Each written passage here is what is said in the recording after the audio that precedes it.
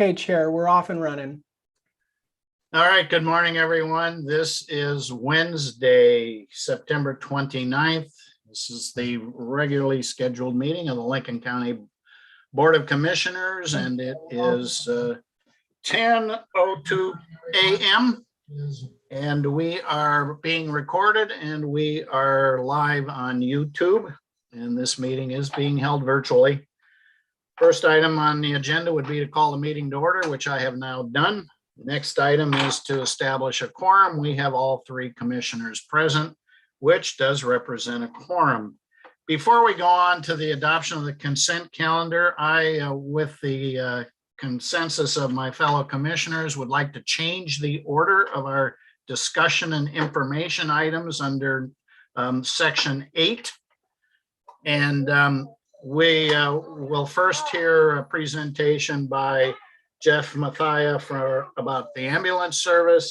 We'll then move to the vacation request on the east end of Lee Lane, followed by the social media policy. And then the last area we'll discuss will be the STR update, which should allow us adequate time to address that complex issue that we've been wrestling with for quite some time, but I think we are coming to a closure. So with that information, we'll move back, and I apologize. My grandson is in the room, and unfortunately, my wife had to leave. So if he creates a little distraction, my apologies. So next on the agenda would be the adoption of the consent calendar. Oh man, everything is going wrong. There we go. Turn the phone off. We have established a quorum. Next item is the adoption of the consent calendar. These are items of a routine nature or items that have been before the board previously. If commissioners or staff wish to highlight an item, they may do so now. Otherwise, I'll entertain a motion to adopt the consent calendar as presented. I'll make a motion to adopt the consent calendar as it is presented. I'll second that motion. Moved and seconded. All those in favor say aye. Aye. Aye. Aye. That motion carries. Thank you. All right, now we will move on to the discussion and information items. And as I indicated earlier, first we'll hear from Jeff Mathia from Pacific West Ambulance about ambulance service. Welcome, Jeff. Good morning, commissioners. Thank you for allowing me some time this morning. My name is Jeff Mathia. I'm the general manager for Pacific West Ambulance, and I've been the general manager for Pacific West for a little over 5 years now. I wanted to really just kind of give the commissioners a heads up. We've been pretty fortunate up to this point. We've been able to keep our ambulance service doing very well, or at least, having some reasonable response times and things like that. But as this pandemic starts growing more and more, we're starting to experience some of the staffing shortages and service delivery problems that a lot of the other EMS ambulance services are having, nationwide, statewide, countywide. So I've asked the Ambulance Service Review Committee to hold a special meeting tomorrow so we can discuss some of the concerns that Pacific West Ambulance is having and experiencing, and try to find some solutions to make sure that we maintain a decent level of service to the county. Just a little bit of a background. Our normal staffing model is 5 units during the day, 5 units at night. That's divided out throughout Lincoln County. And that's worked very well. We have several days that we're able to add an additional ambulance to the day shift if it gets extremely busy. But since about the beginning of summer, June, July, we have had some paramedics leave, some EMTs leave, and we're struggling to replace those folks that have left us, which brings us to kind of where we sit at today. Right now, we're able to meet the minimum contract obligation with Lincoln County of staffing 1 ambulance per ASA. We're responsible for 4 ASAs, So during the day and evening, I do have 4 ambulances on and 4 ambulances at night. There is concern if I continue to lose people and not be able to replace them, it's going to provide some serious service deliveries. We're already experiencing delayed response times. We have a lot of areas that are 12-minute zones, and we're running 15, 16 minutes into those zones now, which, is beyond what the contract requires. A lot of it has to do with call volume. Our call volume pre-COVID, we are up anywhere from 18 to 24% on a given month. What that represents is normally we would see about 500 to 600 calls for service in a month, and we're experiencing anywhere from 700 to 950 calls for service per month. We're also seeing a modest increase in the number of transfers that we're doing from the 2 local hospitals here in Lincoln County, going to farther and farther away locations. A lot of patients are being transferred to the extreme ends of the state, and in some cases being transferred out of state. Now, fortunately, we're not running the ones out of state. LifeFlight's been a great asset for that. But normally when we're out of town for 2 to 3 hours, we're able to come back, take another one, or at least join back in the 911 system.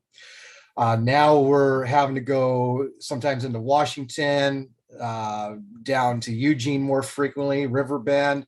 It takes the 911 car out of the system for up to 5 hours. We are also experiencing, through not necessarily no fault of the hospital, when we arrive at the emergency room with a patient, we're being held in the hallway or up against the wall, so to say, for sometimes up to over an hour before my unit can clear. We have a normal clear time. So when we start a 911 call and we go back in service, it's about 48 minutes on average. Right now, we're pushing 59 minutes to sometimes an hour and 3 minutes from the time we respond to a call to the time we're able to clear. And that's a significant number because it delays that unit from being able to respond to a 911 call. It just takes that much more time. We're also experiencing in one particular end of the county, the north end, Lincoln City specifically, multiple back-to-back calls. So we shift resources when a call drops. So if a call drops in Lincoln City, we move a middle central car up towards Lincoln City. We move a south car towards the central. But we've experienced multiple times where there'll be 3 to 4 calls dropping within a 30-minute to 45-minute period in Lincoln City. When we're running 3 calls in Lincoln City, it only leaves me 1 to 2 ambulances left to cover the rest of the county. So I do have some ideas that I'll be presenting to the Ambulance Service Review Committee to try to mitigate some of these challenges that we're having. But I do know I'll be making a couple of requests for the ASRC to make recommendations to the Board of Commissioners to kind of help us out a little bit, so to say. One of the requests will be a temporarily holding off on our response time compliance until we can get some staffing back in. Another one that we'll be asking for is there's 2 types of ambulances that can be staffed. One is what they call an ALS ambulance, an advanced life support ambulance, and a BLS ambulance, a basic life support service. The ALS ambulance has a paramedic and EMT on board, where a BLS ambulance is staffed with 2 EMTs. And the big difference is the types of procedures that they can perform on a 911 call. We do receive numerous 911 calls that aren't necessarily emergent or even necessarily require a paramedic intervention. So I know some of the ambulance systems throughout the state and throughout the nation are starting to use these BLS cars to leave the higher care ambulance available for the more critical calls. So that's something we'll be discussing at the ASRC and may come as a recommendation to the Board of Commissioners. What we're doing for staffing, we're doing all the recruiting stuff. I'm sure everybody else is. We're hiring an outside recruiting agency. We're using all the general recruiting sites. We're using Source Oregon. The problem is just a shortage of paramedics in Oregon specifically, but in other states throughout the nation, we're experiencing just a big shortage of paramedics, and a lot of them are retiring. A lot of them have kind of have been dissuaded to get out of the industry because of COVID. Just various reasons that people are leaving and not returning to the profession. Can I ask a question really quick? Absolutely, yes. Commissioner Jacobson. Yeah, thank you. When you were talking about, the 4 to 5 units you have at any one time, or try to have at any one time, how are those staffed? Is there like one EMT and one paramedic per ambulance? How many employees are in each ambulance? So there's 2 employees in each ambulance, and they're staffed. All ambulances right now are staffed at the advanced life support level. So that's 1 paramedic and 1 EMT. Okay, so at any time you have roughly like 5 paramedics and 5 EMTs that are on duty. Is that kind of right? That's correct. Yeah. Okay. So like for example, today there's 5 ALS ambulances on. So 5 paramedics, 5 EMTs. Tonight we'll have 4 on. So 4 paramedics and 4 EMTs. Do you also have people that are like on standby, that maybe aren't in an ambulance, but have to be like ready to go? Is that? Yeah, so when we hit peaks, we put out an all call through the Everbridge system that's available within the county, and all my employees are signed up with that system. It's very hit and miss as to whether we get a response or not. Because we've been short staffed and the call volume's been up, and the people that have hung in there are pretty tired, pretty overworked. We're asking them constantly to come in and help out. Last night, we had North Lincoln Hospital call us at 12:45 in the morning, letting us know that we're going to have several transfers that needed to go out of town. We asked our mutual aid partners, such as North Lincoln Fire, our sister company, Metro West Ambulance, to assist with that. And they're understaffed also. So we weren't able to get assistance. Fortunately, there was no bed assignments available in the state of Oregon for these patients to go. So we were able to kind of get them out one at a time. But there's still some holding in the emergency room right now that there are no beds assigned for. We're trying to get them out. But so we do page out. I do ask our fellow agencies that are around us to help us out. And again, it's very hit and miss. I myself am a paramedic. I'm known to go into work at 2 a.m. and take a transfer or something. But again, I do have the option of mandating folks to come in. That's only going to last so long before they said, I've had enough, and they leave. So I understand that. So I guess my other question is, I appreciate you, coming here and giving us the heads up, and actually, giving the public the heads up, and thank you for kind of doing all you can to try to, piece it together as best you can. We're seeing staffing shortages everywhere, even, inside us as an employer with the county, we're seeing staffing shortages in public health and that sort of a thing. And of course, we're experiencing burnout. So I think I can speak for all of us when I say we get it. I mean, we get that. So besides just the heads up, is there anything that you need from us today? Really, like I said, there'll be a couple recommendations coming from the Ambulance Service Review Committee, which I believe is the proper process for my agency to go through. But again, we will be asking for kind of a waiver of response times, a temporary waiver of response times through maybe either January or April of the following of 2022. But other than that, and then the BLS ambulance, I have to review the contract a little closer, but I think we need your permission to staff a basic life support ambulance to run within the county.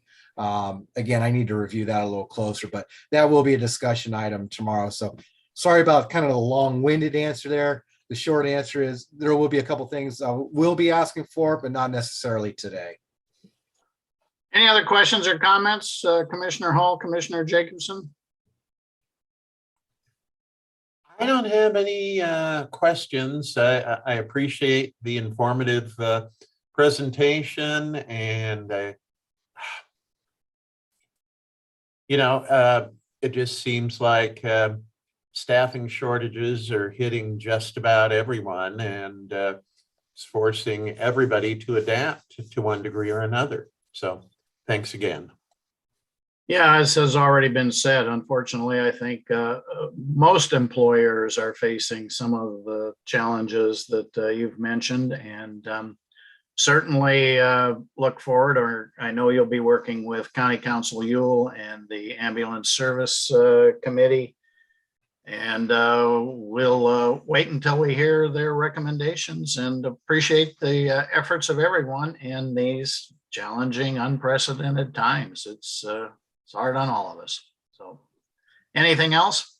Thank you, commissioners. I appreciate your time today and allowing All me right. to speak. Thank you, and appreciate the good work. All right, we'll move on now to Director Kenyon from Public Works and discussion on the petition to vacate the east end of Lee Lane.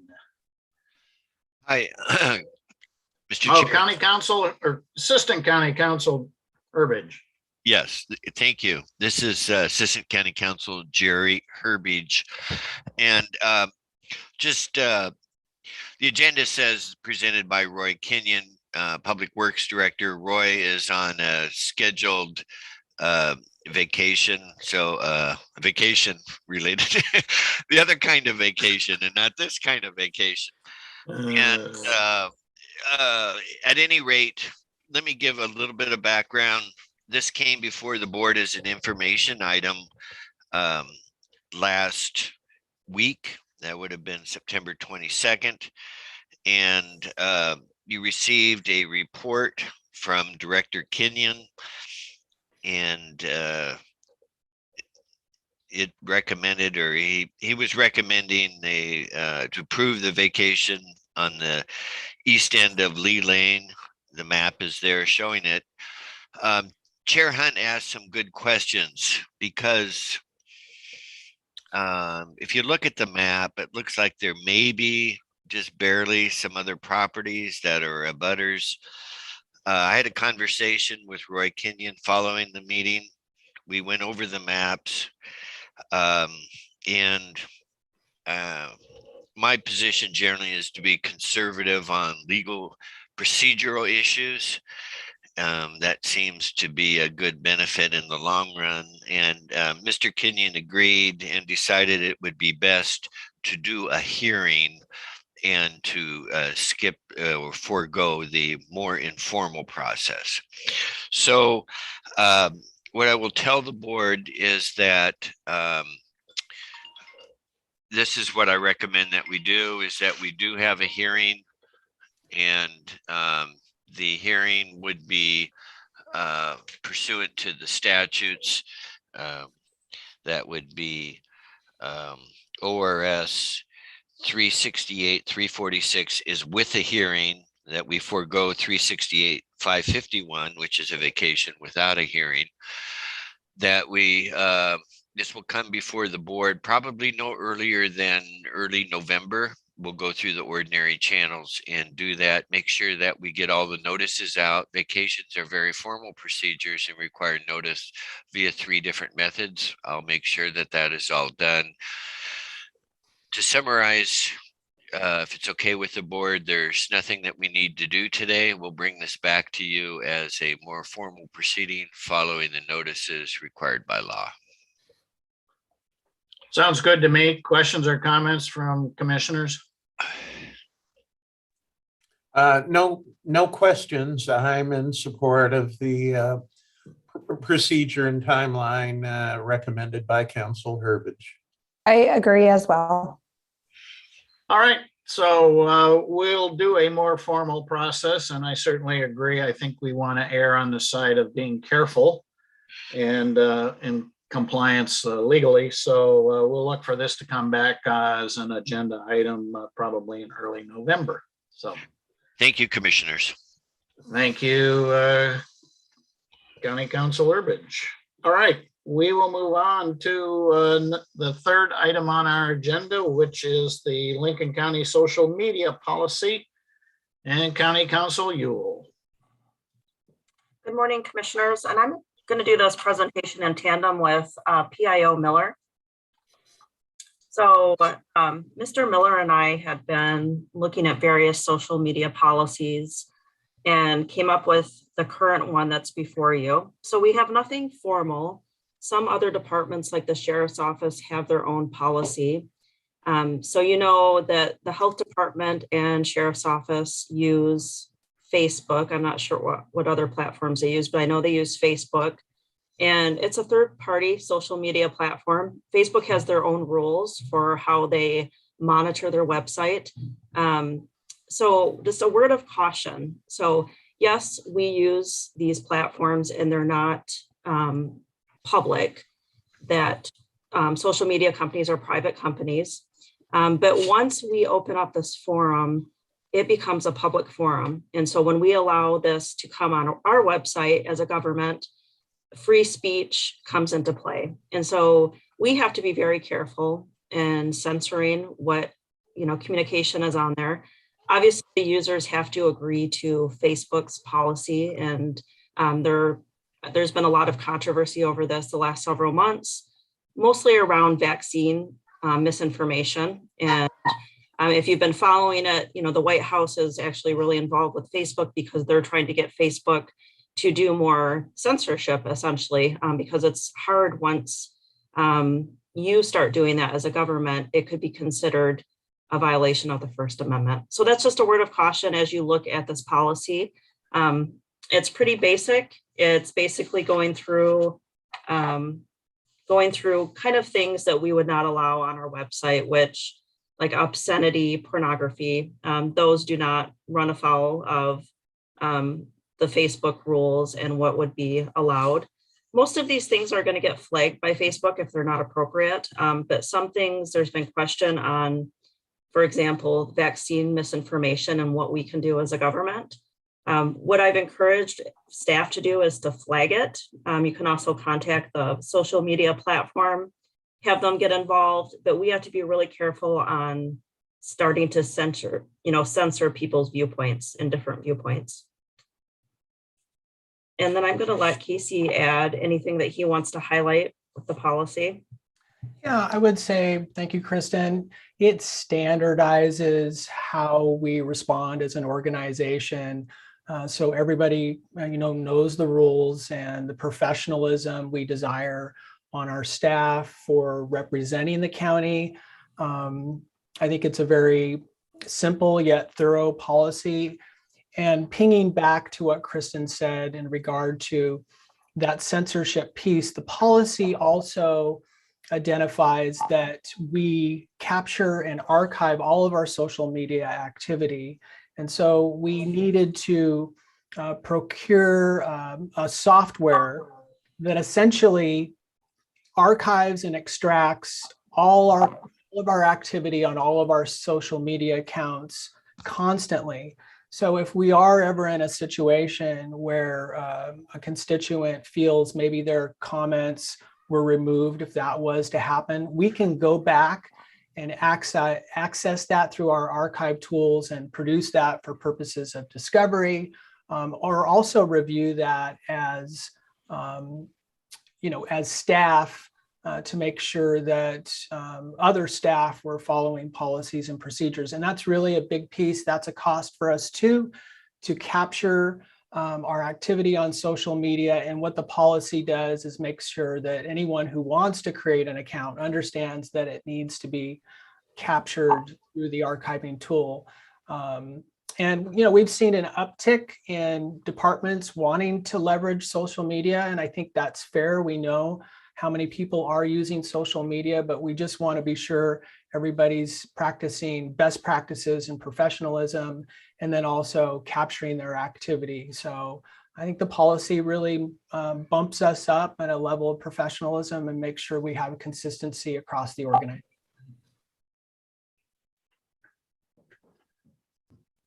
Anything else, Counselor? Nothing else. We're just gonna probably bring this back in a few weeks and see if we have any input on it. And that's about it. Thank you. Questions, comments, commissioners? Yeah, I do have a kind of a question slash comment. And just maybe clarification as, and reading through this previous to the meeting, I just want to make sure not only does it kind of spell out, what's not appropriate for our employees to be posting on social media, similar to the types of things you can't post on our website. But I also took that to say that certain types of content, like let's say someone makes a comment on something we post that was appropriate, and someone makes a comment, or put something pornographic on there, that our employees would have the ability to hide or delete that comment, similar to as they would if someone sent us something inappropriate or what have you. So it seemed like that was clear. There was other things like censorship pieces that were not, but yeah. I felt like, there we go. Yeah, they were able to take some personal action if they felt the information was in clear violation. Katie, are you speaking a little bit more about the integrity of those who are posting on our pages, not necessarily our staff, you mean? Wasn't talking about our staff, more so let's say our staff makes a completely appropriate post on something, and that there's people commenting back, which I think is where, not just for us, but for a lot of other government officials in the last year and a half, there's been a lot of people posting back and making comments. Yeah. And sometimes those comments, violate our own standards for communication as well as a social media platform.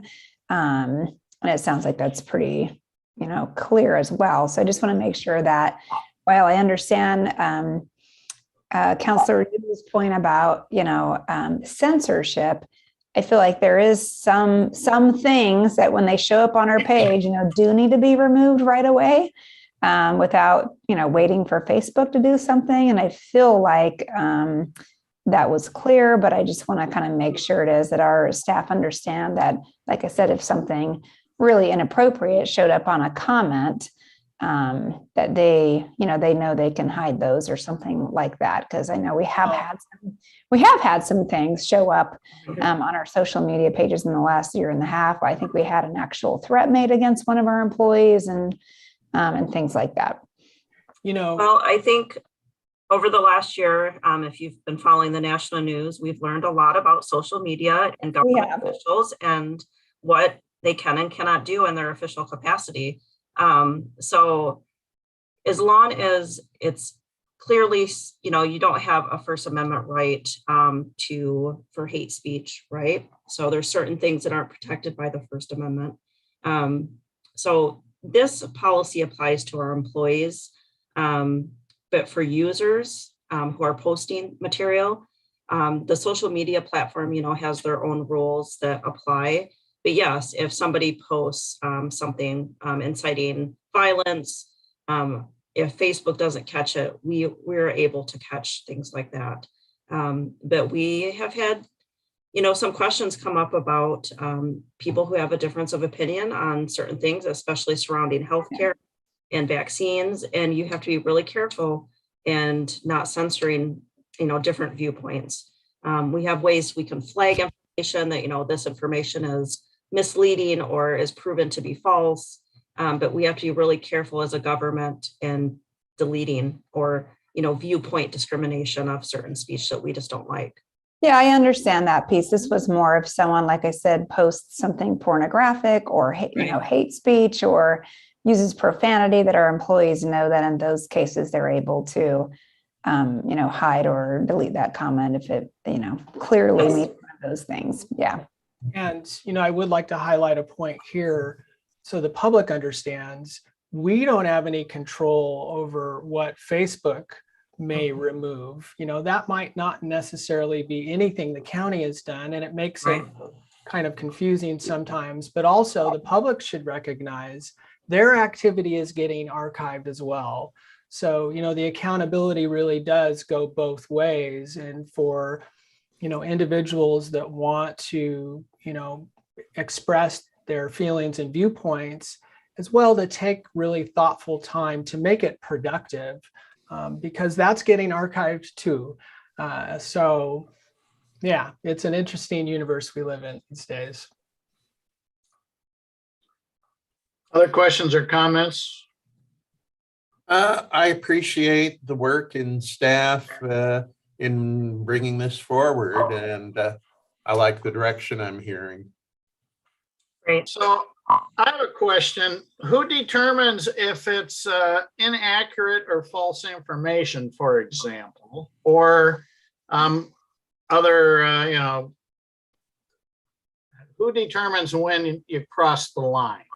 Good point. Yeah. So Casey has the power of, no, he's not alone. We have a team. We have, the PIOs in the various departments. Typically, if there's something they're not sure of, they'll contact legal. We have a team of us that will discuss these. But as you can imagine, it's hard to monitor, right? That would be a full-time job in itself if all you did was manage content on our platforms. But yes, we've had some things come up where people have their own opinions, right, about the vaccine. I'm going to use that as an example. And people are entitled to have their opinion.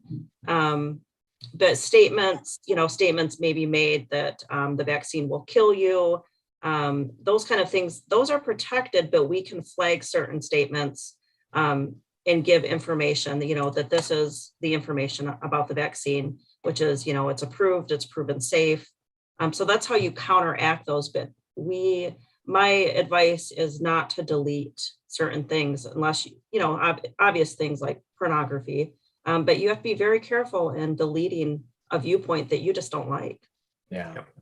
And I would add to that if you've seen documentaries such as The Social Dilemma, I know many of us here have, but Facebook themselves, for example, I believe like 80% of their workforce are social moderators who do have to look at this information on a day-to-day basis. So, for them and even for us, as Kristen was mentioning, the capacity to, keep up on this, it is a double-edged sword in that regard. So I think we are looking for those very obvious things, but the in-between, the subtleties, even though, I might think it's against, good procedure, we have to be careful to censor. Absolutely.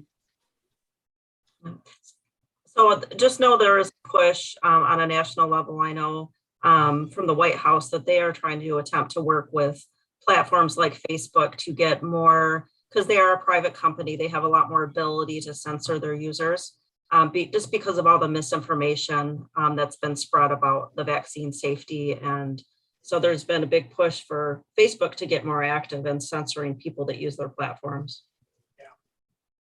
Yeah, I guess Sure, just, Jacob. while we're on the subject of social media, I guess just something I want to point out, because I know that, I've gotten several emails or whatever over the years saying, why don't we have a larger social media presence, or why don't I have a commissioner page? Well, a lot of these are reasons why I do not. But just as an example, I think Casey, used the phrase a double-edged sword. We certainly recognize that people use social media to get information. I mean, I think we all know that, which is why we do have a public health page and sheriff's office page, et cetera. But just as an example, during the Echo Mountain fire, a lot of people complain about not being able to get information. It was certainly a challenge and something we're working on trying to correct for next time.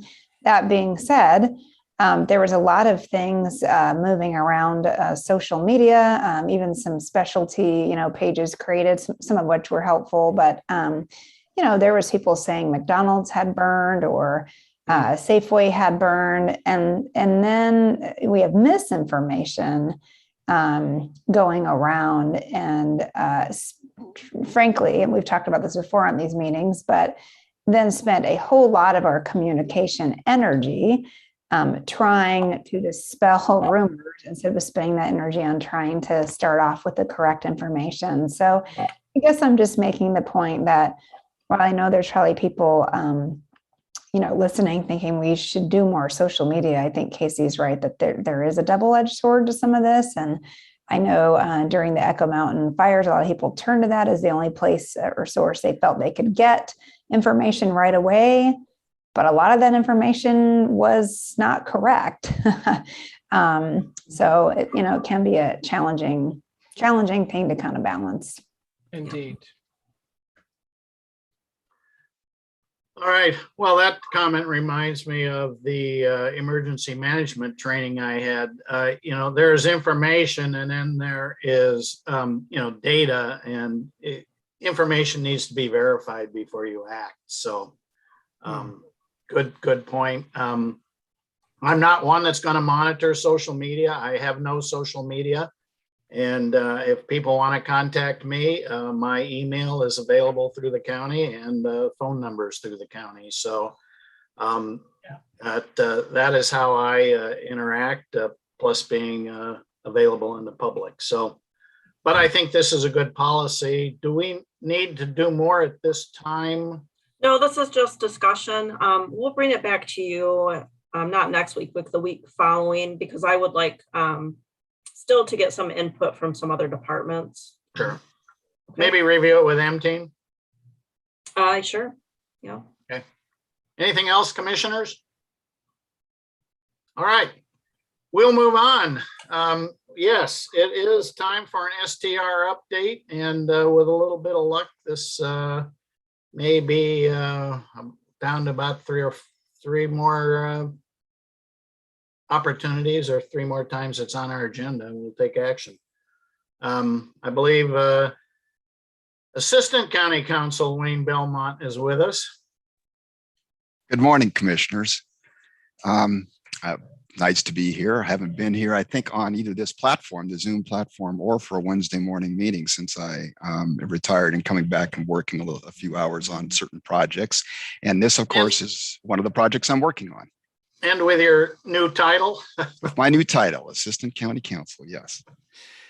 So what I've got for you today are some materials that update you on the work we've been doing on the short-term licensing program. As you may recall, back in May, you gave us some direction in 4 particular areas to do a little bit more work on, but to come back to you with some very specific recommendations for amendments to the county code.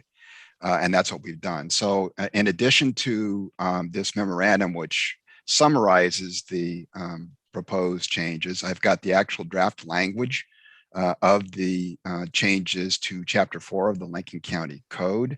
I've pulled back up again for your review the STR sub-region or sub-area maps that we had presented to you before there. Thank you, Casey. That shows the 7 sub-regions of the county that we're proposing that you adopt. And then now for the first time, based on your direction the last time, to come back to you with some limits on the short-term licenses that we would actually provide, with a proposal that actually addresses each of the regions. And we'll talk a little bit about the regions and what's being proposed there that would place limits on those. And I want to just say first up that under the limits, as you had noted, you like the idea of looking at percentages of units. And what we had is the materials we've got are, we have the addresses within our GIS system in each of the regions there, and then the number of STRs by region. And I took what's currently out there, which comes from the map. That's the right-hand column that says current. There's a percentage and a number of those units. And then on the left is a proposed, what we would use as a percentage of those areas, and what that would translate into the number of units. I do want to note that, as you had indicated when we had our discussions, that 2 of the areas, the subregions, which are east of the Lincoln County Code, are 2 of the areas that we would actually provide that would place limits on those. And I want to just say first up that under the limits, as you had noted, you like the idea of looking at percentages of units. And what we had is the materials we've got are, we have the addresses within our GIS system in each of the regions there, and then the number of STRs by region. And then on the left is a proposed, what we would use as a percentage of those areas, and what that would translate into the number of units. I do want to note that, as you had indicated when we had our discussions, that 2 of the areas, the subregions, which are east of Highway 101 currently don't have a whole lot of STRs in those particular areas. So what we would propose there is actually would be allowing additional STRs in those areas. The other 5 regions would see varying degrees of reductions from the current amount there to achieve the final result. And so I think you need to look at both the idea of what's going to happen west of Highway 101, which is totaled in the one column about, or the one line about row, let's make that, about 6 items down underneath Region 5, and then east of Highway 101 to look at, see how that might work together. And we'll talk about that in more detail. But I'm going to back up and look at the 4 specific changes and talk to you about what we have done to address each of those. I do have on the first one dealing with on-site sewage disposal and septic systems. I do have the folks from the Department of Planning and Development, Director Arnold Husing, Brian Crawford, who is the Sanitarian and On-Site Waste Division Manager, and then with Lily Glasgow and Vanessa Howard, we have met and discussed some of the concerns you had expressed to us about any changes we make in the code. First and foremost, we looked and said that these on-site sewage disposal systems do need to be verified, and they need to be monitored on a regular basis. But we need to look at the capacity of our professionals who do that kind of work to accomplish those particular tasks, especially this initial analysis that needs to occur. So towards that end, Brian Crawford has had conversations with all of the professional qualified firms in the county that do business locally here to see what their capacity is and what recommendations they might make in terms of how we address some of these issues. And I'm going to let Brian talk a little bit first before I go back in and summarize what we're proposing as a change in this particular area. I think Brian, he's here and he's a panelist. So great. All right. All right. Well, thank you all for having me. Yeah, part of the, challenge, the addressing the STR concerns, I've talked about hydraulic overloading and maintenance. Well, the maintenance is what this focused on, obviously. Our providers are going to be our right hand in providing this function to go out and conducting that maintenance, whatever it may look like. And so I talked to Wayne, we reached out to them both verbally, and I got some stuff back in writing from them about, what this looks like. We have 550 roughly STRs, and the questions were asked is, what bandwidth do you have in order to meet some of the draft proposals within the policy? Because if we can't run a program if we're going to overload the people that are helping provide that information to us. Initially, it was a little bit of a knee jerk, just like we're all been talking about how busy we are and understaffed.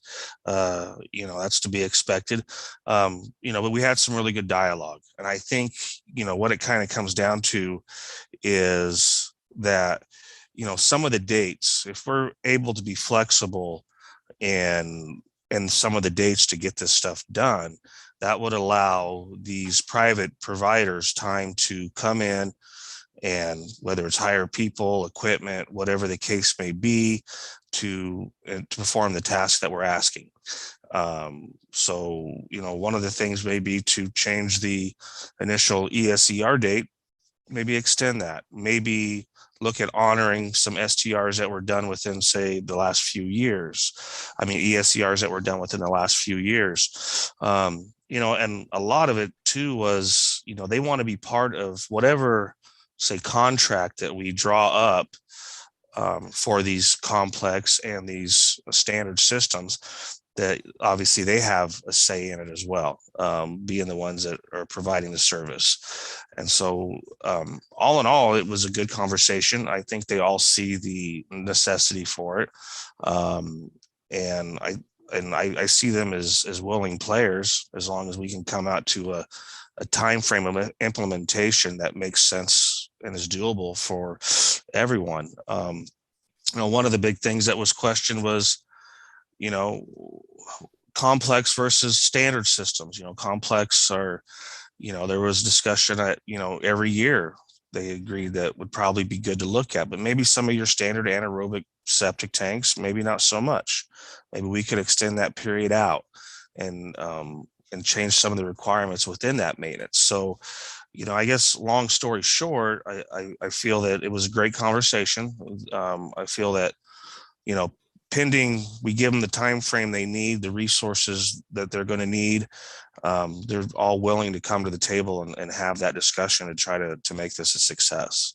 But we do have to keep in mind is their limitations as well. And but yeah, it was a good conversation, and I'm be happy to entertain any questions or comments the commission may have. Maybe I can add some what we actually did specifically based on what Brian just reported in our conversation, how we've addressed that in the proposed code amendments. Thank you.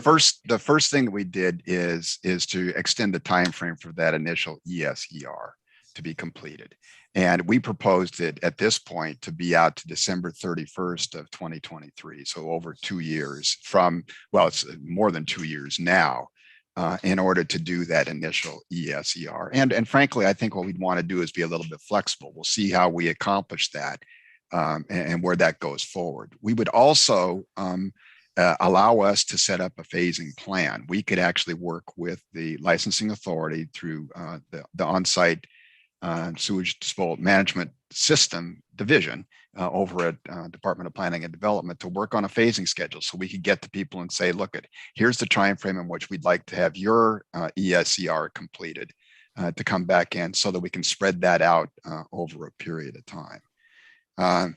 And so as Brian said, we'd also then recognize ESERs that were done. They could be done even right now. So we'd have a 3-year look back period from the time you're either doing a renewal or doing a license application or whatever the triggering event would be. And so that we could take information that came from something that's already completed and then utilize that to make the determinations we have to make. So that's 3 of the elements to deal with the initial ESER. Then for ongoing maintenance, I think as Brian noted, there really are different requirements, potentially different requirements depending on the specific type of system you have. And that what we need to have is periodic inspections, but it may not be. In some cases, it may be annual. In some cases, it may not be. And the requirements of those inspections may differ with the type of systems. So what we are proposing are that specific requirements, you delegate authority to the on-site system or division to actually develop specific requirements for the different types of systems involved, and that those requirements will be developed in consultation with our local professionals to ensure there's adequate capacity on an ongoing basis to do the work that's necessary to make sure these systems are operating correctly. But in any case, I do want to note that we do propose that the capacity of these systems, based on an analysis of the information provided by the ESER, it will be part of the determination of the capacity of the STR, so that we will get into a discussion in a minute about the occupancy limits, but the occupancy limit will be based on the lesser of either the number of persons that are allowed under the code, the request of the STR licensee, or the capacity of the sewage system, whichever is less will be what sets the maximum capacity. So that is incorporated back into the loop for making that particular determination. So I want to stop there with this particular set of recommendations and language and see if there's any questions from the board for either Brian or myself. Commissioners, Commissioner Jacobson. Yeah, I just want to, it sounds like you had a good conversation with them, Brian, but the thing I just want to double check on is that they're actually comfortable making those recommendations to us for a policy change. They were actually a lot of the recommendations that Mr. Belmont just explained were their recommendations, extending this out from, to another year to complete the initial ESER, maybe recognizing initial ESERs that have been completed within certain timeframes. And also we had the discussion, and it was their recommendations that we not all lump complex and standard systems within the same boat, that we look at those differently because they are different they are different animals. And so they were comfortable making those recommendations. I think the good thing about, these folks is if it's not going to work for them, they're private business owners. They have to look out for themselves as well. And I think they'll be very willing to come forward and provide us good and bad, whether they agree or disagree with anything that we're proposing. Okay, great. Thank you. Commissioner Hall? No questions at this time. So I guess I have a procedural question, Council Belmont. The code has this language in it, the proposed code has this language in it. I sense that unless this board wishes to see changes, that is the language that you are proposing that would become a part of the code once it's approved by the board. That is correct. Okay. And I guess my only additional thought would be, I think giving the authority to the group to develop specific requirements in consultation with local professionals, I think is a good step. So any other questions or comments on this proposed language? All right, let's move on. Back to you, Council Belmont. The next thing is to talk about the capacity limits for individual STRs, and this is the per bedroom limits. And you had indicated you wish to go forward with that. We have examined that particular language in there, made a couple of slight modifications in language to reflect the direction that you gave to us. But what that would do would establish a maximum capacity of 2 persons per bedroom plus 2 persons. And then again, as I explained before, the capacity could be impacted by, it could be lesser than that amount if there's limits in the capacity of the on-site sewage disposal system, or if the STR licensee actually requests. Some of the licensees actually request less than the capacity that would be established under this determination here. And then we also included the language that said that STRs could not be used for events like weddings, wedding rehearsals, those kinds of activities.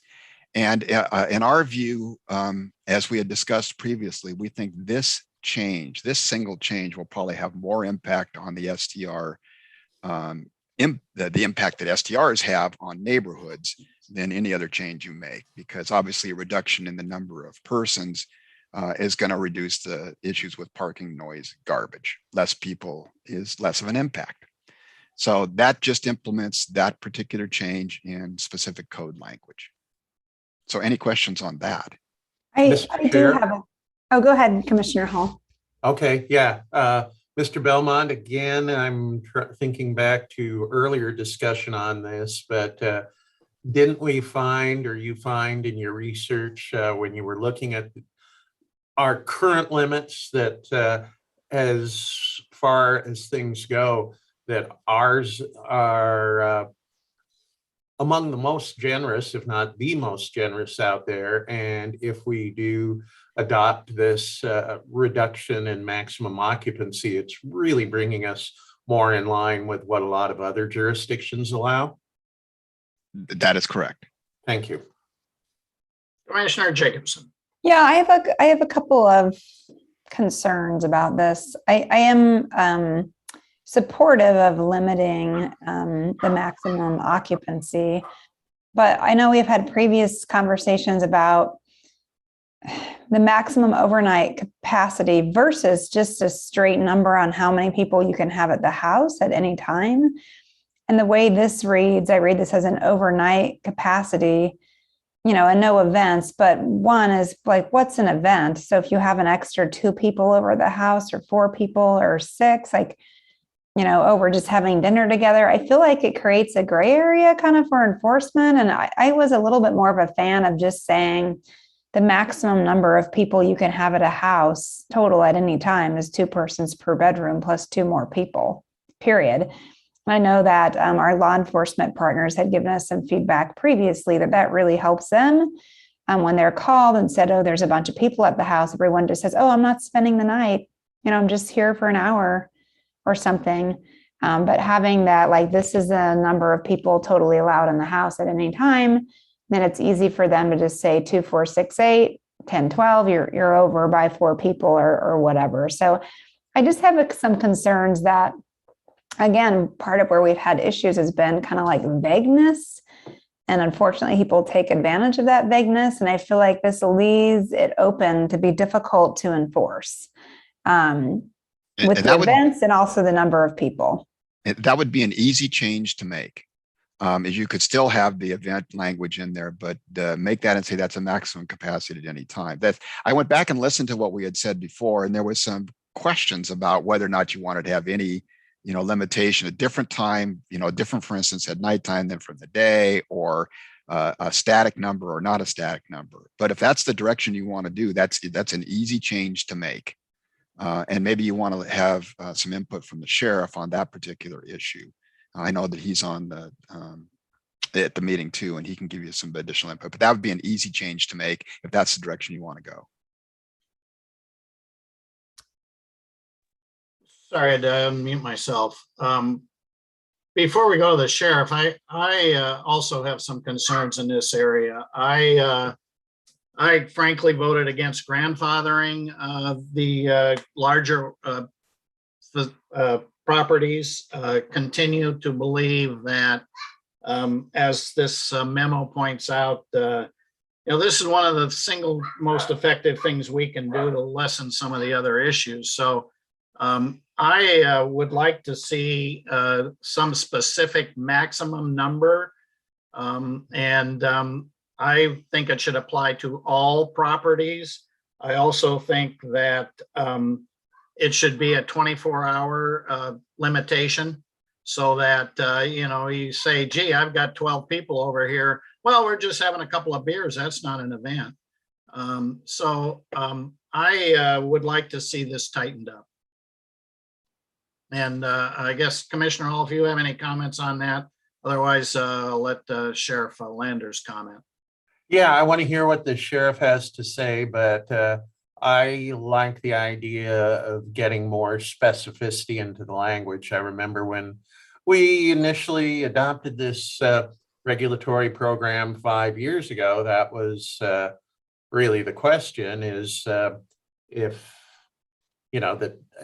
the sheriff was responding to a call at an SDR, and how do you distinguish whether or not somebody is indeed staying overnight? So this is potentially, I think, a good change. Sheriff Landers. Thank you, Commissioner. Yes, Curtis Landers, Lincoln County Sheriff.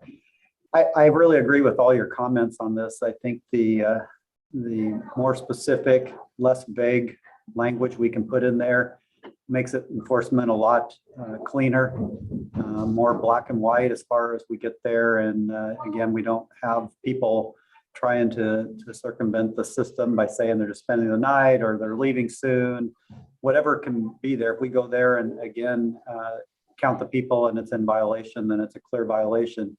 Because it's difficult to even enforce this period if people choose to not come to the door or this type of thing. It's not like we're going to get a search warrant to go in for this violation, or can get a search warrant to go in for this violation. Yeah. So but usually people rent these are going to be forthcoming, and we're going to see that and count the cars and do investigation that way. But still, the easier we can determine a violation, the better it is.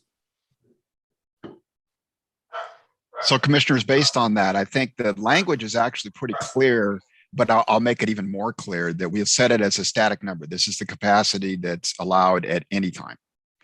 And so I'll make a small change in the language in there to make that eminently clear. And again, I think what I'm looking for is the direction is the 2 + 2, the number you'd like to see. 2 per bedroom plus 2. Well, I guess I'll respond by saying I'd like, can you tell me what that would mean as far as properties, particularly the grandfathered properties? I mean, if they've got 10 bedrooms, that's 22 people. Well, yeah, that I guess do you want to set another? The grandfather properties are down to 8. There's only a few of them that are actually out there at all. And if you'd like me to address the grandfathered properties, and what we did do is we established the septic capacity applies to the grandfathered properties too. So if that lessens their capacity, that'll be lessened. But if you want me to go back in and say this applies across the board, 2+2, we can do that. Well, again, without having some specifics, it's hard, but I guess I would say I lean in that direction, but I'm not sure that with some of the larger properties, in my opinion, it goes far enough. All right, then what I will do is get back to you with the specific on the number of grandfather properties who have their current capacity, somewhat like what I've done with the limits here, show you their current capacity, and then what the 2+2 would give them as an ultimate capacity, and see what you think about that. But we'll treat the grandfather property separately. Yeah, I guess I would say I feel similarly to Commissioner Hunt that, yeah, if you have 10 bedrooms, then that's a problem. So perhaps looking at language that says 2 persons per bedroom plus 2 more people, but no more than X, so that you can't get around that by turning your garage into a bedroom or whatever. There's a way to still have this maximum cap that you can't have more than 10 or 12 or something, or 8. I guess 8's our current grandfathering limit or something to that effect. The current actually under the building code, because we had this issue come up, at 16. 2. Yeah, so it's quite I high. Too many. I agree with Commissioner Jacobson's concerns. I'd like to see the maximum lower than 16. I Okay. would say significantly lower than 16. Let me get to the information on those particular properties. Again, there's only 8 of them, and I'll come back to you with the information on those.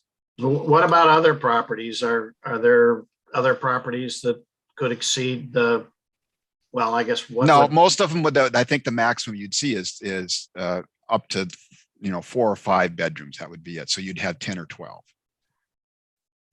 Okay, I'll just say again that as we go to actually possibly put this into code, I would like to see if we do two per bedroom plus 2, I would like to see a total maximum number, so that if there's a house that potentially goes after a VRD license in the next 10 years or whatever, that has a gazillion bedrooms, that you can't exploit it that way. So I think the 2+2 is fine, but I think a maximum cap, not just for the homes that are currently licensed, but we might have growth in certain areas.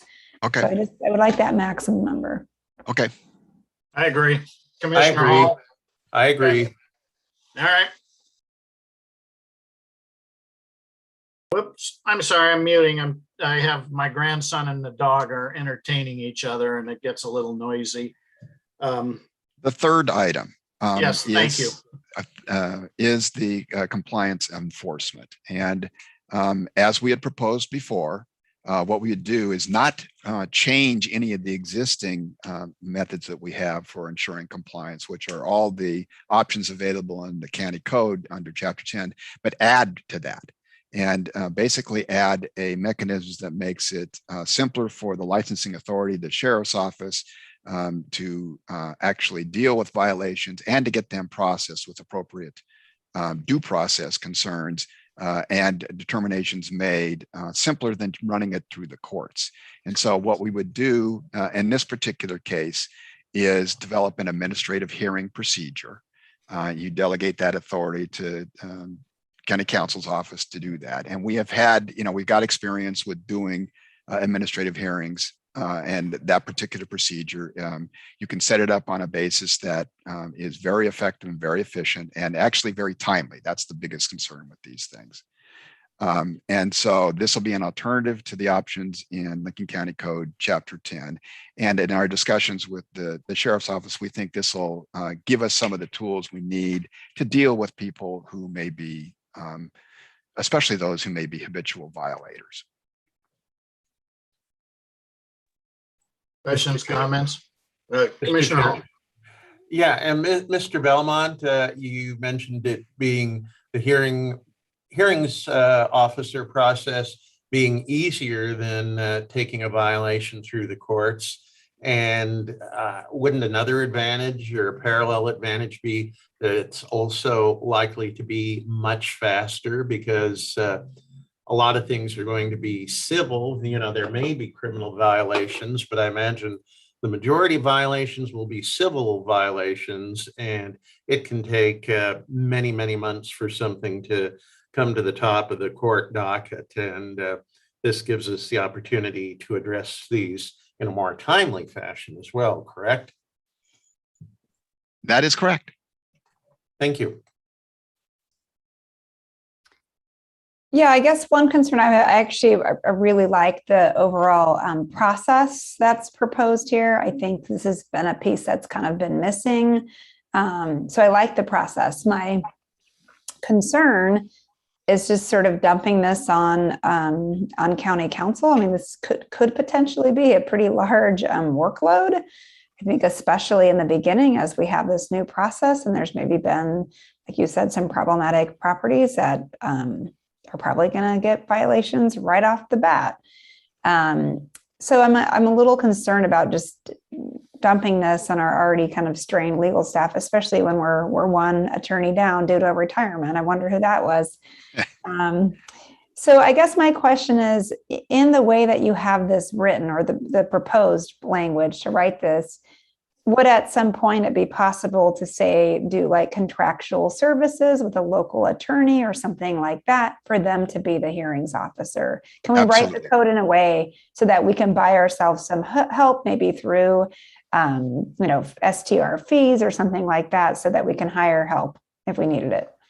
And thank you for that, because I should have explained that. Yeah, what we're looking at, and frankly, this is a project I'll continue working on, is that we would develop the process, the procedure, but the intent was always to have this done by an outside party. So that we're not going to put that burden on the county council's office. Great. So that was something that's in the works in terms of dealing with this in the first place. All right, any other, well, I have a question. I believe, Sheriff Landers is still present. How do you feel that enforcement will be improved with this part of the code, in addition to the occupancy that we've talked about? How effective will this be? Well, Commissioner, I think this will be much more effective. It also addresses some of the concerns, as Mr. Belmont was saying, that really identifies what a strike is. And I think that's the kind of the piece that was missing before, and probably the reason why we don't currently have any strikes out there. I didn't want the sheriff's office to be the one who is issuing the citations and also determining what is a strike and what's not. So, my initial comment was sending it to the courts, but and a guilty verdict would be a strike. But I think this is just another way of doing it. Just like the dog hearings, it's like any other hearing that we have outside of circuit court, and I think it meets what we're trying to do. So I'm going to follow up. What would the process be? So I call and say, there's a party going on next door and they're violating the code. What happens? I assume that call goes into the sheriff's office or gets eventually to the sheriff's office, or would it not? Where would the call go? Well, it depends on the circuit. If it's a party, a loud party, we would dispatch a deputy to address that. Because usually those happen at hours that may be outside of what the code enforcement or the STR code enforcement is working. But if it's something directly related to code enforcement, number of occupants, this type of thing, then it would be definitely followed up with the code enforcement person. And if it's in violation, more than likely a citation issued, and then a date to appear for the hearings officer. Okay, what happens if that person says, gee, I live in Washington, bye-bye? Well, I mean, that's a question for Mr. Bellman. I don't know if they just want to plead guilty and pay the fine, if they can do that like a traffic citation, or if it's a mandatory appearance. Obviously, if they're challenging it, it's going to be a mandatory appearance so that they can come in and testify. I guess I don't know what the procedures would be in this compared to circuit court, and he can probably answer that. Well, and I'll add to that. What are the citations issued to the occupants or the owner? And that's probably Council Belmont's. Yeah, and that's part of the process we need to put together. Is that's the rules we'll establish that you're delegating the authority to do, is to set up that hearing process. We'll talk about the kinds of evidence that'll be allowed, you know, who's actually the party that's going to be cited. Ultimately, I will tell you this, ultimately, while there will be the person who's occupying it, the ultimate responsible party is the licensee, is the owner of the property. If they're allowing this activity to occur as they're renting the property to these people, and there's a violation found to occur there, ultimately, they potentially could pay the price, which is the revocation of their license. So this all puts a lot of onus back on the property owner to make sure that there is compliance with the code regulations out here. So, and that's again, that's the intent of all these ordinances, is to put that responsibility on the property owner and property manager. All right, thank you. Any other questions or comments from commissioners or sheriff? I guess just a comment I have about compliance enforcement in general. I think a lot of our work has been, responding to complaints and that kind of stuff, which is certainly valuable. I'm not saying it isn't. We also used a company to kind of do a scrub of advertising websites to find STRs operating illegally. I also would just say that I think in kind of beefing up enforcement a little bit, I would like to see some engagement, and maybe they're doing this, we just don't hear about it, but some engagement by our code enforcement officers to be a little proactive. I mean, it'd be nice to have someone going to websites every once in a while when we put these new codes in to see if people are advertising that you can have events, at these houses, if we make code that says you can't. So, I think some of that stuff hand in hand with this new process with the hearing procedure would be helpful. But I know we've had some complaints in the past just on how people were advertising. So I think trying to, not just respond to calls and complaints, but also trying, like I said, to take a look at how people are advertising and that kind of stuff would be a helpful step.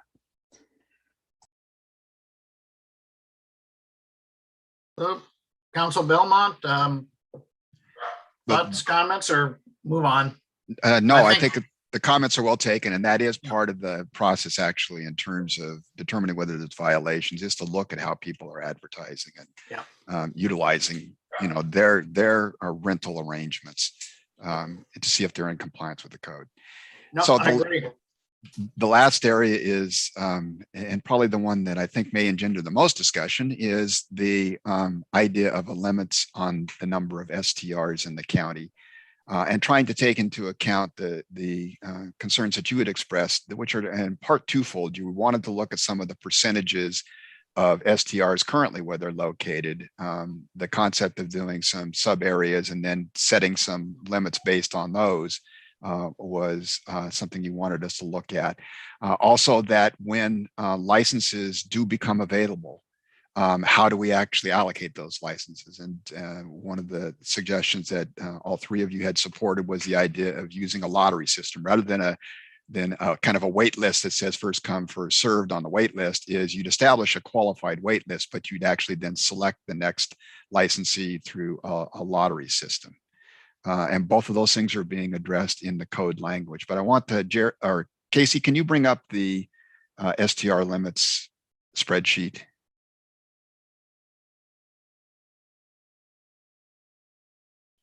And it's based on this map. So we took the information from this map. Thank you. But let's get to the next. Yeah, that one there. Thank you. And so, what we were looking at doing was saying currently, as of May, this is the last count that we had 532 STRs in the unincorporated areas of Lincoln County. And ultimately, if you adopt these particular recommendations, which will come back to you in a separate process, you'll actually do an order to establish these numbers here, but I wanted to propose something so you have something to look at and discuss. Ultimately, what we would do is allow additional STRs east of Highway 101 where they're not concentrated very much, but reduce the number west of Highway 101. So as a total count, if you followed these particular percentages and establish those, there'd be 497 STRs versus the current 532. But most importantly, on the west side, where we seem to get more of the complaints and concerns, you go from the current 455 down to 360. And what we did was look at the particular areas there, and then look at some of the issues that we face within those areas. So Region 1, which is the north part of the county, and remember that includes some properties that are a little bit north of Lincoln City, but mostly just south of Lincoln City. So the Gleneden Beach, Lincoln Beach area in there has a fairly high number of STRs. Actually the highest number in any one particular region, but it also is the area that, at least from the subsurface sewage system issue, is the most covered by sewered properties. And so for that reason, what we did was reduce the number of licenses that would be available in that area, but not to the extent that we reduced it from other areas that had more dense concentrations on the looking at the numbers, but also have the issues of dealing with capacity of septic systems in those particular areas.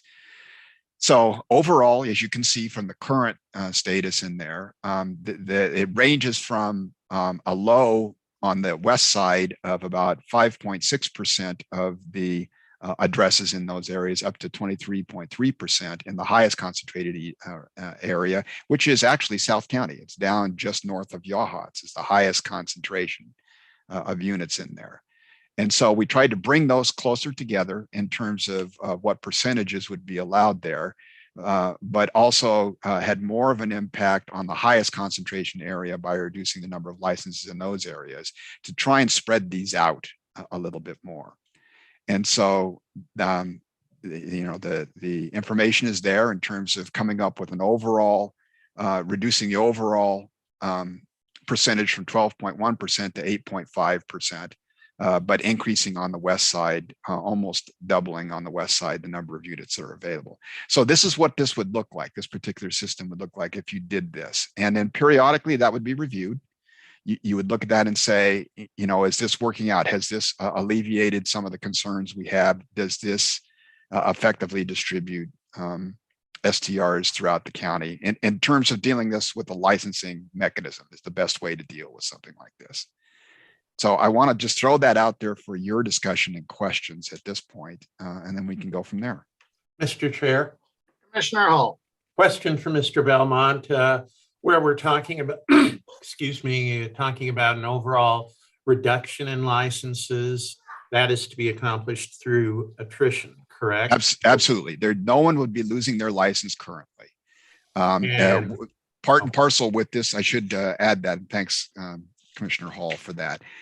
Is that we currently don't allow the transfer of licenses, but we just would that would continue on. That would be one of the events. A sale or transfer of the property would remove the license from that particular owner, and that would go back into the pool then. And if there is, if under the limits that are placed in here, there's the number of licenses in that sub area exceed the number of available licenses, then there'd be no additional licensing issued in that particular area until it falls below the limit.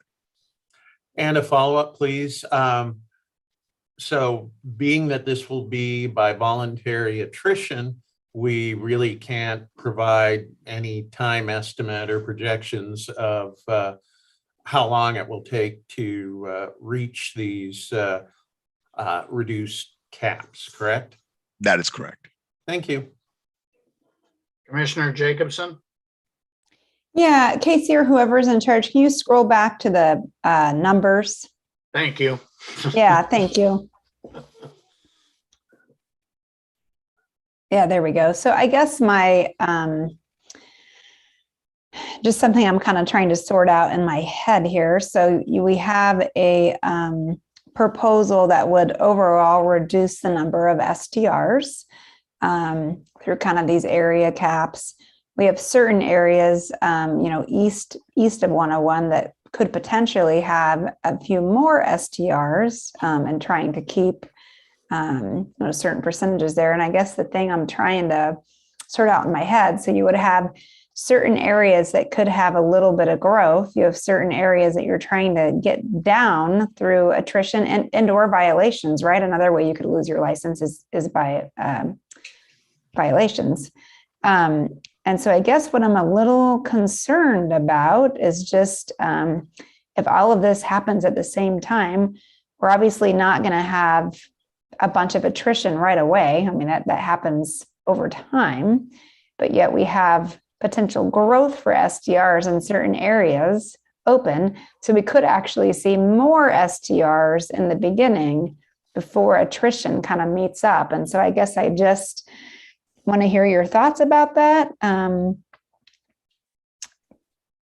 Council Belmont and how you sort of manage that, because I don't necessarily want to go up in STRs. I like the idea of having certain areas with less density where you could have a little bit of growth east of 101. But yeah, how do you manage that timing issue? Well, I think you're absolutely correct. The idea would be, and this is what I had heard from you guys, that you were looking at saying you wanted to address the regions, separately, and that areas that aren't currently as dense, and we could establish either one of two ways. You could establish a lower limit on those areas that are east, so you don't have as much growth. But yes, potentially you could see growth on east of Highway 101 before you see the diminution of numbers west of Highway 101. But that's a potential under this system here. Okay, but that's it. Yeah, so that could happen. That's something I need to think about a little bit. Okay. Yeah. All right, I have a couple of questions. How did you come up with the proposed percentages? In other words, they range from, well, in the west of Highway 101 from, I think, a high of 13% to a low of 5%. Why is there not more uniformity? I think that if you went to the uniformity, I guess you could. I mean, that's something you could do. You could say it across the board. This is what we want to do in each of the areas out there. What we tried to do was look at what exists now and look at the concentration. Again, Region 1 has some differences in terms of its capacity, overall capacity, if you look at septic systems, because most of those units up there are many of those units are the ones that are on, thank you, Casey, are on sewer systems up there. So I think it was a combination of looking at the capacity of the area, the concentrations that are within the area. Some of the geographic areas are larger physically, in terms of the amount of area there is even as we could make them, but they're not completely the same. So this is just a proposed method that would allocate those and really narrow that so they're a lot closer together than they are currently in terms of the percentages that would be allowed. But an alternative could be to simply say, we're going to increase, and of course, that would then allow some of the areas east of 101 to increase, or I'm sorry, west of 101 to increase. Well, depending on what percentage you set. Right. So I guess, well, the dilemma I see is that I'm certainly interested in reducing the number of STRs. And the percentage of reductions or the percentage on caps, which would affect the reduction. It's an unknown because, as Commissioner Hall pointed out, this is going to be through attrition, and it will probably be several years before we really see the impact of any percentages that result in reductions. And to me, the other part of the question is, if the changes in the codes and the better enforcement eliminate the bulk of the complaints, how critical then is the number of STRs in a particular region? So I guess my thoughts generally are, I think maybe the percentages are a little high, but we probably aren't going to know for at least a year or two until we get further into the attrition process. So that's my thought. I will say this, at least for the areas that are west of 101, it effectively places a cap Yeah, on the current number. There will the attrition's not going to occur overnight. You're right about that. So but there will be no new STRs in any of the areas west of 101. yeah, and that's a good point. Any other questions or comments from commissioners? Council Belmont, do you have direction on this aspect? Well, it's now a timing issue in terms of when you would like to, we've got the language pretty much put together. I want to make a slight change in the language around the capacity, the bedroom capacity in there to reflect the discussion we had today. Otherwise, this is prepared to go forward. I would note that the limits that we just had the discussion on the last change in there, that comes back to you under the code changes.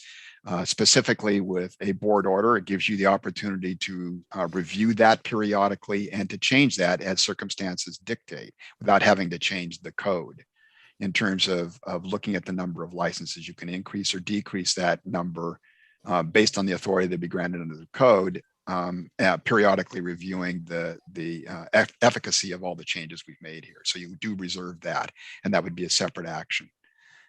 But if you are prepared to move forward with the general changes that we've proposed in the code, we could come back to you as soon as October 13th and do a first reading of an ordinance that makes those particular changes and then move them forward. I will tell you one thing, that we do have to do some work in terms of establishing the effective date, and that in terms of the current current cap, which is in place by resolution of the Board of Commissioners and expires on November 30th, we can actually adjust that to reflect whatever you finally decide here as the percentages before even the code goes into effect, and actually implement that. So you could, again, continue that effectively for those areas that are west of Highway 101. But if you wanted to, you could authorize additional STR licenses prior to the effective date of the ordinance changes on the east side of 101, if you desired to do that. So I guess the question would be, are you ready to move forward with the specific code language changes? And if so, we can schedule a first reading of an ordinance on October 13th. Hey, before we do that, and I see Commissioner Hall has her microphone on, but I'm going to defer, if I may, first to Commissioner Jacobson. You indicated you wanted to have some time to review the percentages. I've kind of shared some thoughts. Are you comfortable, and I guess this also goes to Council Belmont, are you comfortable that you'll be able to resolve those concerns in time for the first reading, which would be 2 weeks from today? I'm comfortable with the timeline given. Okay. I also want to say that just to point out that Sheriff Landers has had his little hand, his cartoon hand raised. So, and I did see that, but forgot. So, Commissioner Hall, may we go to Sheriff Landers and then back to you? Certainly, I didn't realize that my mic was live. So, go okay. ahead, Well, I fair enough, Commissioner Sheriff Landers. Thank you, Commissioner. Yeah, I'm still, I'm a little concerned with the numbers, and not necessarily the numbers, but how we're going to keep track of them. I don't know if the county GIS or I was chatting offline with Lisa Combs, who would be overseeing this as far as does our software program, can it accomplish that? And it currently can't. And then, would we establish wait lists if somebody wants to be on there, or is it just a first come, first serve? Some things I think that maybe need to be addressed so that we can help. It's going to, I think it's going to consume more time, even though we're going to have less of the STRs to look at. So I'm just a little bit concerned with that, to get some things before we move forward if possible. And I will make a note, I think the numbers, one of the math on them might come out to 498 and the other one is 497 on that proposed, with east and west being 498. Just a small typo probably. That is, and thanks for pointing that out. But can I maybe address that issue? And I agree with the sheriff that we had a mechanism in place to produce these particular numbers, working with GIS and the licensing authority with Lisa and Carrie to come up with these numbers. And it will be, frankly, it will be a static number and it'll be updated. That's one of the things we'll have to talk about when we develop this is it'll be a static number on a specific date. And then we'll have to review that in terms of where we are and have a mechanism to update it when, when licenses are lost or not renewed or revoked, whatever the case may be. What I'd anticipate, and this will be part of the implementation process when we develop the order that establishes these numbers, is that we will actually establish it so that we, have a procedure in place that says periodically we'll look at where we are right now, and here's the number of licenses. We'll get the information. If for some reason we've fallen below in an area and licenses are available, we'll get that information out. We'll develop the qualified list of potential applicants in the sub area and then do the lottery. And it'll just be done periodically. There may be times that we actually have, because it may be done once every 3 months or once every 6 months, something like that. That's some of the details we'll have to work out. But that can be done basically offline. It doesn't require changes in the code to do that.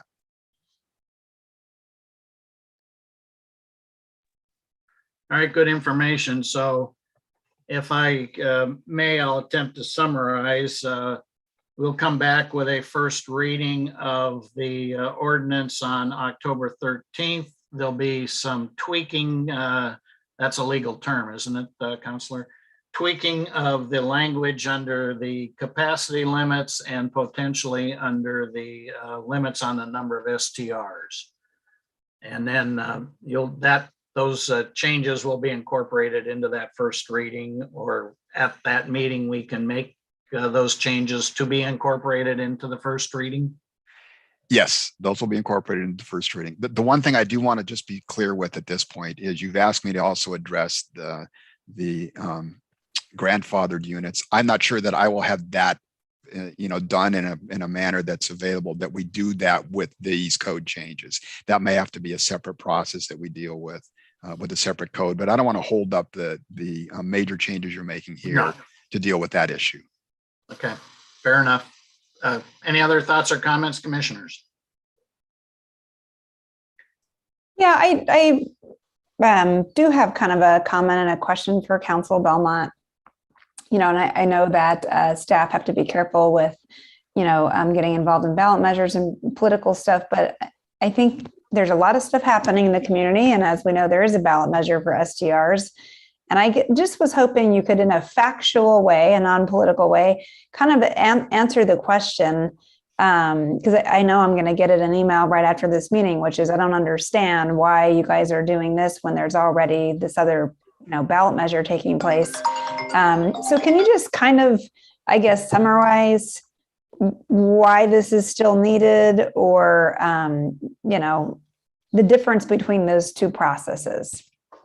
Sure, and I'm going to be very careful about this because there is a ballot measure at issue here, and as a public employee, still I cannot take a position for or against a ballot measure. So I'm not going to say anything. That's not what I'm asking. I understand that, but I want the public to understand. That's why my comments are going to be very limited to what I say here. Well, and before you make those comments, Counselor, just again, so the public understands, the three commissioners, and the sheriff as elected officials, we can make political comments at any time. However, employees, not elected officials, cannot comment on political issues on company time. So a little further clarification.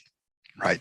What I can say is what I've said for the public record that predates the time that the ballot measure was actually qualified for the ballot, because we had some discussion about the different approaches. The approach we're taking here, it really falls in the realm of business license regulation of STRs. And as I have articulated for years, I think this is the most effective way in an unincorporated county area to regulate STRs and to deal with the kinds of issues we're dealing with. It's consistent with what's done across the state of Oregon in terms of dealing with these, unless some jurisdictions have dealt with these as land use regulations previously. that the ballot measure, it takes an approach of dealing with these as land use regulations. And I have already articulated very clearly that I think that there are a number of legal issues and questions with dealing with this particular issue through the land use system.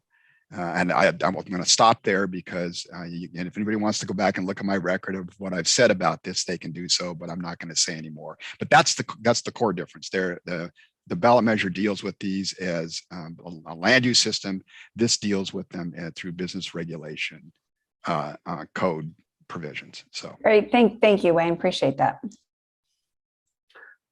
So I guess I'll go out on a limb here, since we did bring up the ballot measure, and I can comment. Frankly, I am very concerned about the ballot measure. I believe under measure 37 and measure 49, if that ballot measure passes, it could have crippling financial impacts on the county. And therefore, I have, frankly, am opposed to the ballot measure. And I will say so publicly, and I can do so as an elected official. And with that, any other comments on STRs? I would also just join you, Commissioner Hunt, and say that I too have major concerns about the ballot measure for the reasons you cited.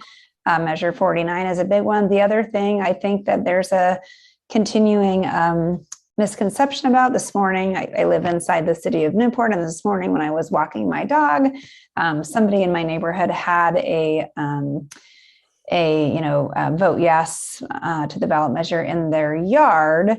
And I think there's a misconception there because the county residents are voting on that, but that would really just affect the unincorporated parts of the county, as cities do their own regulatory measures for STRs. So if you live inside a city like I do, while you are able to vote on it, that does not change city STR policy. So I also feel like there's some kind of confusion around what this actually does. And this particular neighbor was a little bit excited about not having STRs in Newport, and I had to explain that wasn't, what was actually in the ballot measure. So beyond my concerns about measure 49 and some other things, I think there's also just some confusion about where that actually regulates STRs and where it doesn't.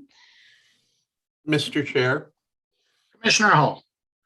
Thanks. In addition to the remarks that you and Commissioner Jacobson have made, another concern I have, if this is enacted, that it is highly likely that it's going to face court challenges. And, if we look back at the aerial spraying measure, which was adopted by another citizen initiative a couple of years ago, that even though it was initiated by the citizens, not directly by county government, we were still in the position with that measure, and we will be if this measure passes, with defending it in court. And we had to devote considerable resources of our legal staff's limited time to fighting the measure, or fighting for the measure, when we really knew from the start that it was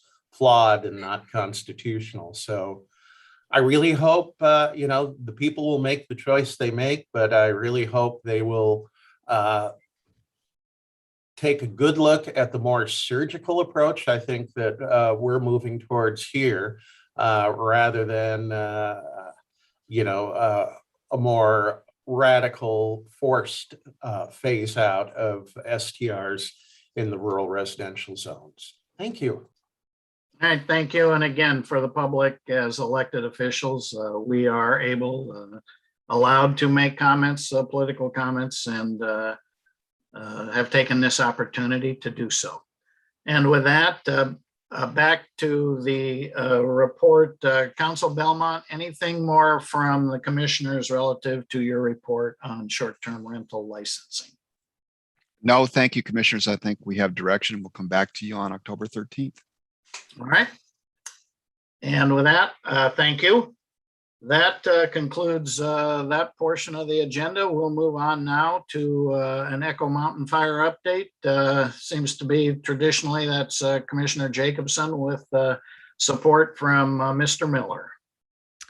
Yes, thank you. So as continued from last week, we are continuing down with hopefully putting a community request together for technical assistance, actually meeting later this afternoon. Casey and I are with the lead of our long-term recovery group to start to put that proposal together. Again, this would be the EPA and FEMA just giving us people with technical expertise to help us in those areas. In addition, the state is working really hard on finding some property for a development for wildfire survivors on fixed income. So I'm working really hard on finding property in North Lincoln County to develop. So if anyone's listening and they know of some property, please reach out to us. We can get you in touch with the contractors working for the state. So there is some good things happening. Lastly, the county actually made its first payments out to septic and vendors this week. Those payments went out. So lots of money out to local vendors. And more importantly, those are all families that get to move forward on their rebuilding process of their homes now that they are able to have resources for septic and well inspection, repair, and replacement. So that is super exciting, just being able to move forward in that. We're also working with FEMA on getting some kind of quick and dirty listening sessions done to try to kind of formalize, I think, a lot of things that are in people's heads around recovery. Certainly my head is full of recovery ideas, and other people's heads are, but trying to kind of formalize that into a plan so that will kind of help us with funding opportunities and things moving forward. So we're grateful for that help. We also continue to struggle with trying to find money for roads. Still have not actually found any resources in hand to do those, even though we get a lot of lip service and have a lot of help from our elected officials.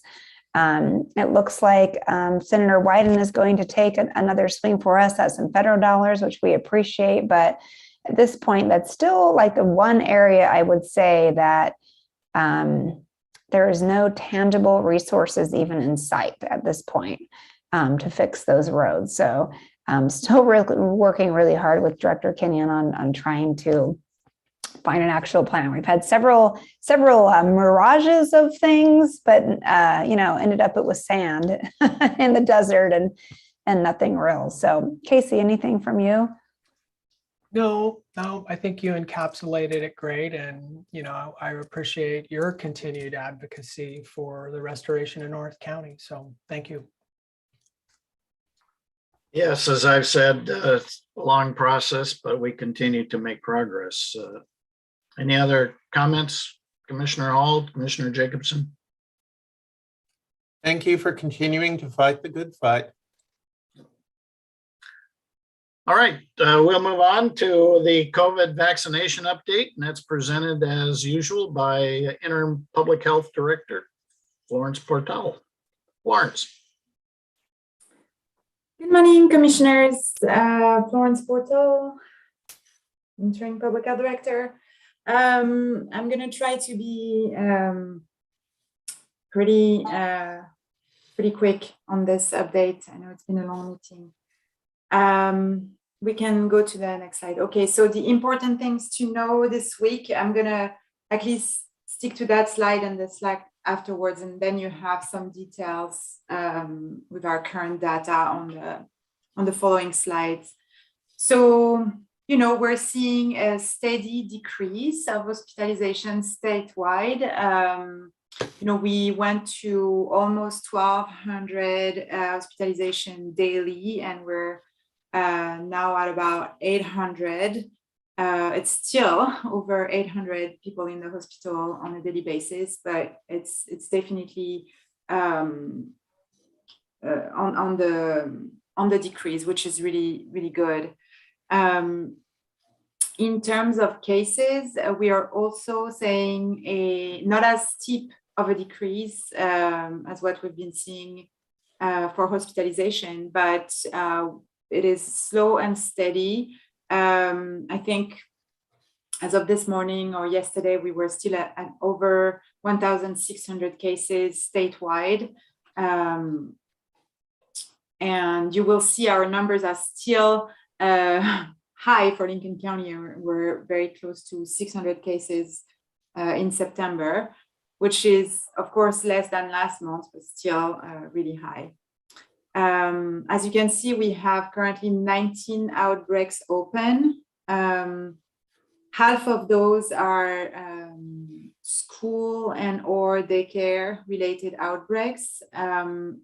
I want to also mention that because we are operating in surge mode, we're not opening every outbreak we could open because we don't have capacity to do that. So the outbreaks we're opening are anything that is happening in congregate settings, the school, a long-term care facility, the jail, those type of settings. So what I'm trying to say here is that the 19 outbreaks are not necessarily representative of what's going on outbreak-wise in the community. Okay, go ahead. So those are the main points. One of the things we're really paying attention with schools is trying to look at, is the transmission. So we know we have exposures in the school setting and we have to open outbreaks based on, you know, kind of like guidance from the state. When we have 2 kids from different households who've been exposed, then we have to open an outbreak. What we want to look at is that, is there any transmission occurring in the school, right? So the team is hoping to have more information on this by the end of this week, because we really want to watch this to see if we're able to really prevent the spread within the school setting or not. And it's been kind of difficult to do because the team is also overwhelmed with dealing with quarantining the buses, and you know, so they haven't had a lot of bandwidth to really, you know, dive in and look at what's specifically going on in each of those. So that's kind of like the main points on COVID cases. Vaccination, as you know, the Pfizer vaccine has been approved for booster doses for specific populations. I put a link, a clickable link on the slide here that's going to take folks to the CDC to really discuss who is eligible for the Pfizer booster. Casey, can you go to the next slide just, and then we'll come back to that slide. Thank you. So I thought we could put some type of a visual for folks as well. So to try to get them to help them understand if they are or not eligible for a booster. So the very important thing is that only the people who have received the Pfizer vaccine are possibly eligible for a booster. So this is very important. Moderna and Johnson & Johnson, this is not approved. As you can see here, there is a recommendation for people over 65, residents of long-term care facilities, people who are between 50 and 64 with underlying medical conditions, who have had received their Pfizer vaccine second dose at least 6 months ago. They should go ahead and get a booster shot. There are other people that may receive a Pfizer booster. So those are the people who are in the 18 to 64-year-old category, who have underlying medical conditions and who are at increased exposure and transmission risk for COVID. And this is depending on where you work. So educators, grocery store employees, healthcare workers, and people living in congregate care settings or working, in a congregate care settings are definitely possibly eligible. I have here a little link in white. So that link takes folks, when they click on it, to the CDC website and describes very specifically what underlying medical conditions are considered here. You can go back to the previous slide, please. Okay, so we, being our wonderful team of people in public health, are currently, as we speak, setting up the fairgrounds once more to be able to offer booster clinic starting this Friday. The schedules are open. We are going to do a little bit of a different flow. We're trying to learn from, kind of like try to improve on the flow based on, our previous experience, and also make sure that people can be protected from the rain and the weather and be waiting inside rather than queuing outside. Our goal is to have a Pfizer booster clinic every Friday at the fairgrounds for now. And then depending on the demand for the booster shot, pardon me, we will possibly, ramp up the fairgrounds. The other piece of information that I want to give you is that we're still offering mobile clinics, and for people who are showing up at those clinics and who are eligible for a booster dose, we will be able to administer that dose there. And we are also working on developing more specific booster clinics throughout the county, especially in North County and East County. The other piece of information is we have a partnership that has been going extremely well with the field team at Oregon Health Authority. And we were able to secure a mobile vaccination unit who will be in county from October 24th to November 5th. This mobile vaccination unit is going to be moving throughout the county. We're going to go from south to north. And so we'll start with Yachats, and this, as soon as we really are definitive on the dates, we'll communicate those to you. So we'll start with Yachats, then we'll go to Walport, then we'll go to Toledo, and then we'll go to hopefully Lincoln City. We're still working on confirming the location we would love to have. Then the really great part is that not only this mobile unit comes all staffed, they are able to provide the vaccines at the bus, and they're also able to send what's called spoke missions from the bus to other locations. So really we're looking at this to try to really like spread across the county as much as possible within these 2 weeks, and really try to outreach to as many places as possible during that time frame. The other piece we're working on is making COVID testing available as well at those sites. So, and as you know, we also have COVID testing available during our mobile clinics currently. So, this is what has been going on, and the updates I have for you this week. Questions or comments, commissioners? Yeah, I do have a question. I actually was on the Bayfront yesterday picking up some takeout food and ran into a fisherman I know, and he was curious if the J&J vaccine was still available because he, said him getting to two clinics and remembering to do that would be difficult. And I know for a while there were some supply issues, and I weren't sure if that was a vaccine we still carried.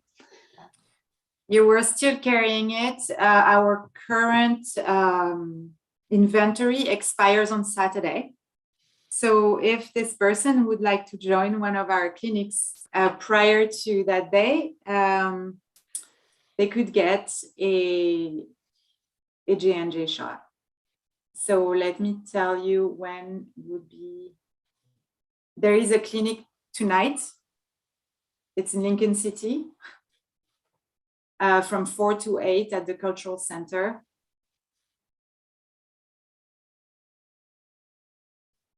And that's it, because then those are, the other clinics are school clinics, and we're only offering it to students and educators. Okay, thank you. I'll pass that on. So how soon would the next supply of the J&J vaccine be available? Do we know? Probably next week. We need to place an order. I just wanted to, it's been hard to have to discard doses, we've wasted a few doses of vaccine. So, but we can place the order this week. Okay. Commissioner Hall. One question. Florence, I've been approached by a few people who have noted that flu shot season is just around the corner, and asking about if there are any safety issues with getting a COVID vaccine or booster at the same time as getting a flu shot. Yeah, so this is a great question. And no, so it is actually, there's no contraindication as to getting the COVID vaccine and the flu shot at the same time. Thank you. You're welcome. All right. Well, I'll take this opportunity. I was going to make this comment under commissioner reports, but with you present, Florence, I will share with everyone that I attended a virtual meeting with the governor. It was a meeting with the county chairs, and the governor took that opportunity to highlight the counties that had been very successful in their vaccinations and had high vaccination rates.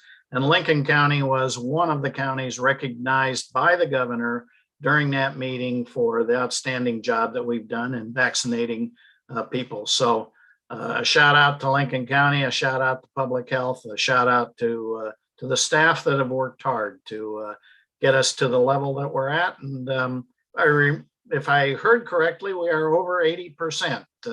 Yes, at the county. yes, we're there. Yay! So again, please share with the staff the fact that the governor recognized the hard work of all. I will sure do that. And I just wanted to also let you know that as soon as the kiddos, those get approved, we'll make it work. And if it has to happen at the fairgrounds and we have to have babysitters around, we'll make that happen. We'll be ready. Thank you for that, Florence. Appreciate that. All right, I was hesitating to turn on my microphone. The dog is active in the background. My apologies. All right, any other reports from commissioners? I don't have anything. None for me, thanks. All right, well, that concludes reports. Next is public comment. I believe, let's do the public comment we received through Smart Sheets and other written sources. And then I believe we have one individual who wishes to comment virtually. Okay, Chair, I am going to take you to our smart sheet here if the software is agreeable. And this, oops, oh, I got a lot, a lot of documents up right now. So we have not received a public comment for this meeting or for the short-term rentals. You can see our smart sheet there.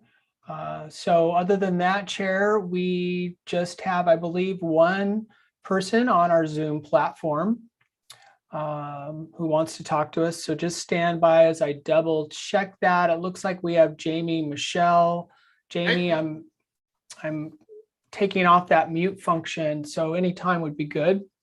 And I'll ask, as is always the case, to please limit your comments to no more than 3 minutes, and welcome, Jamie. Your microphone's muted. Jamie, you may need to press a button there.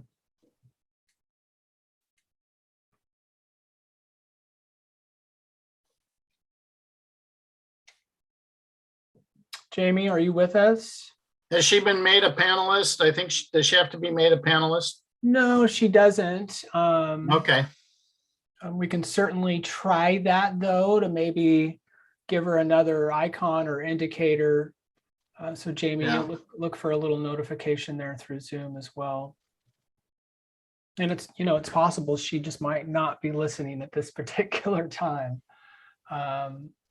So I've tried to promote her to a panelist as well inside the software, but I don't seem to be getting anything here.